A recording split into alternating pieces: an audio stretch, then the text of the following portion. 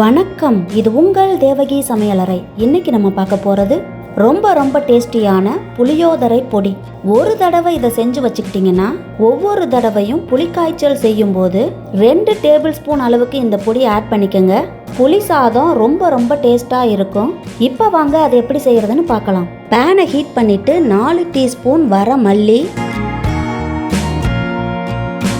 வெந்தயம் 1 டீஸ்பூன்,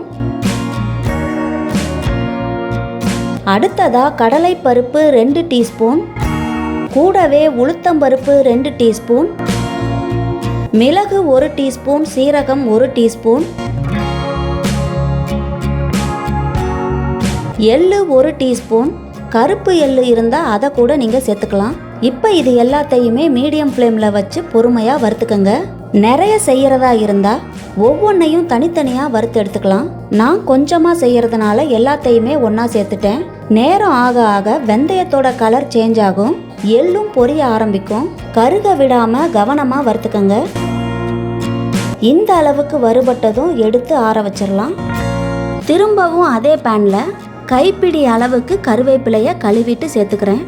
ஒரு பெரிய எலுமிச்சை அளவுக்கு புளியை எடுத்து புளிக்காய்ச்சல் பண்ணிங்கன்னா அதுக்கு 2 டேபிள் ஸ்பூன் அளவுக்கு புளியோதரை பொடி சேர்த்திங்கன்னா கரெக்டாக இருக்கும். கூடவே 10 காய்ந்த மிளகாய்.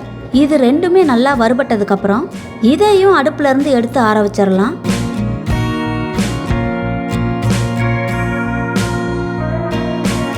பெருங்காயம் 1/2 டீஸ்பூன், கூடவே மஞ்சள் தூள் 1/2 டீஸ்பூன். எல்லாத்தையும் சேர்த்து ரொம்ப நைஸாகவும் இல்லாமல் ரொம்ப கொரகொரப்பாகவும் இல்லாமல் மீடியமாக அரைச்சி எடுத்துக்கோங்க.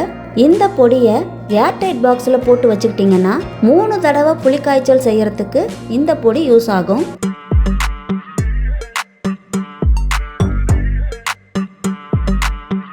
இப்போ ரொம்ப டேஸ்டியான புளியோதரை பொடி ரெடி. இந்த வீடியோ உங்களுக்கு பிடிச்சிருந்தா லைக் பண்ணுங்க, ஷேர் பண்ணுங்க, கமெண்ட் பண்ணுங்க, சப்ஸ்கிரைப் பண்ணுங்க.